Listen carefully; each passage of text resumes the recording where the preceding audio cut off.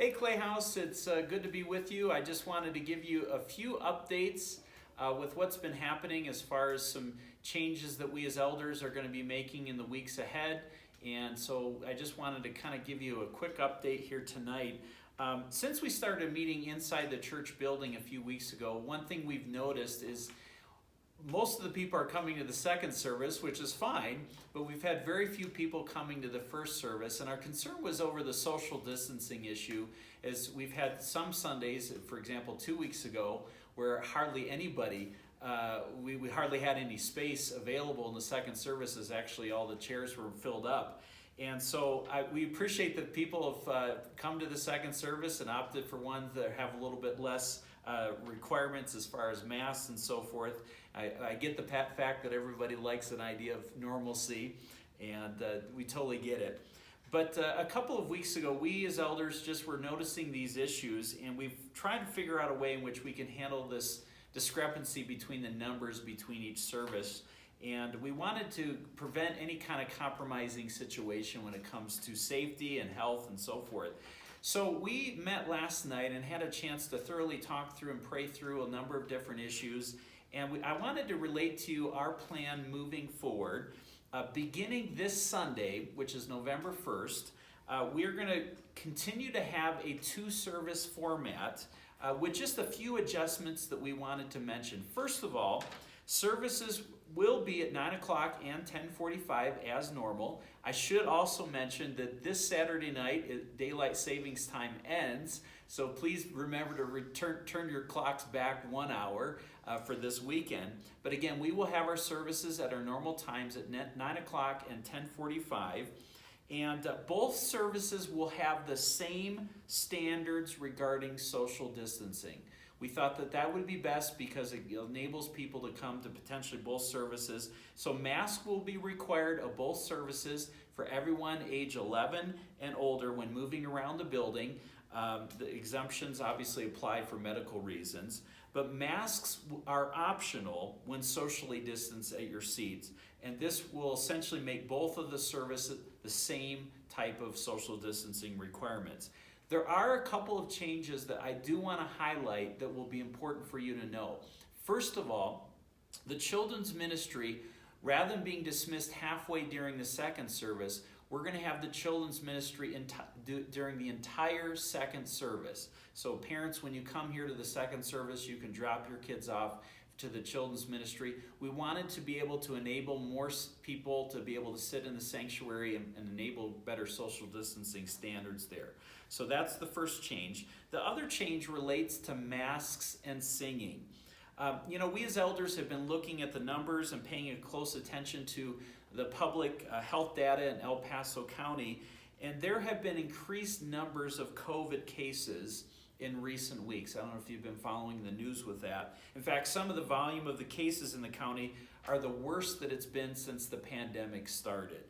And so El Paso County currently has a COVID dial framework if you go to their health website. And this provides guidelines for churches and businesses and schools. And if you look at that dial, you'll see level 1 is cautious, level 2 is concern, level 3 is high risk, and finally the highest level is a lockdown or the stay-at-home place. And so the county currently has various metrics to kind of determine each level for each county in the state of Colorado. So currently El Paso is at a level 1, which is cautious, but based on 2 of the 3 metrics the Colorado Health Department looked at, El Paso County has technically moved from the second lowest position to the second highest, and actually the state's second highest. So changes are likely going to be happening pretty soon. So if and when the county does move to a level 2 or higher, we will require masks to be worn while singing for both services. Now, we realize that for some people this is going to be a bit of an inconvenience, but we feel that this would be the best regarding the safety of the congregation.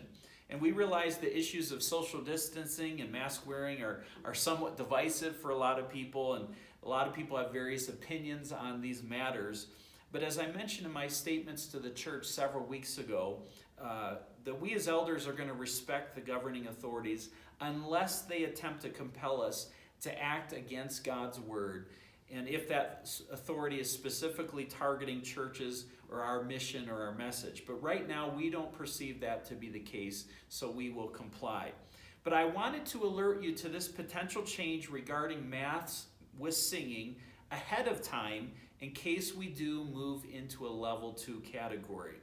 The other reasoning for this is that we as elders felt that we needed an objective standard or rationale for our decision rather than just making this decision on a whim or based on some type of a feeling. So just to recap and give a summary once again of what our plans are, is we're having 2 services, 9 o'clock, 10:45, same social distancing guidelines for both services, masks required when walking around, everyone 11 and older, but at your seat you can have them off. This is for both services. Children's ministry will be during the entire second service. Masks currently are not required to be worn while singing. However, if the county moves to a level 2 or higher, we will require that they be worn while singing. And if a decision is actually made this week before this upcoming Sunday, we will be requiring it this Sunday. So I wanted to let you know that. We will be continuing to do live stream. I know many of you tune in that way, so you can continue to watch us on live stream. Also, we do want to encourage you, if you are going to the second service and you have the option now where you feel like maybe this first service at 9 o'clock would be better for you as an individual or family, we would encourage you, if you can, try to make that first service. That would be great. Otherwise, going to the second service is fine as well. But I just want to say that we appreciate your flexibility in this. I realize it's challenging for all of us. There's a lot of stresses as families and individuals. I know schools are dealing with all this. And we as elders have talked long and hard and prayed through all these kind of matters. And it's interesting, each of us as elders bring unique perspectives to the table. And you could say, in some ways, we're kind of a microcosm of the entire church here at ClayHouse, which is a good thing. I think we've all brought some important, valuable things to the table. But at this point, this is where we feel that we need to be going. And we're obviously holding our plans loosely. Things can change in the weeks and months ahead. And we will continue to keep you updated if there are any additional changes. But I take solace in Isaiah 58:11, which is the verse that the Lord gave us early on. We as elders were praying and seeking the Lord. The Lord really spoke this as a promise to us. And this is what the Lord said through Isaiah. And the Lord will guide you continually and satisfy your desire in scorched places and make your bones strong. And you shall be like a water garden, like a spring of water whose waters do not fail. I take comfort that the Lord is sovereign and that he will continue to guide us as a church. I want to just ask and continue to ask for your prayers. We're praying for you. And let's trust the Lord as we take the steps together. Thank you for tuning in. We will continue to keep you posted. We look forward to seeing you this Sunday, Lord willing, and the weeks ahead. God bless.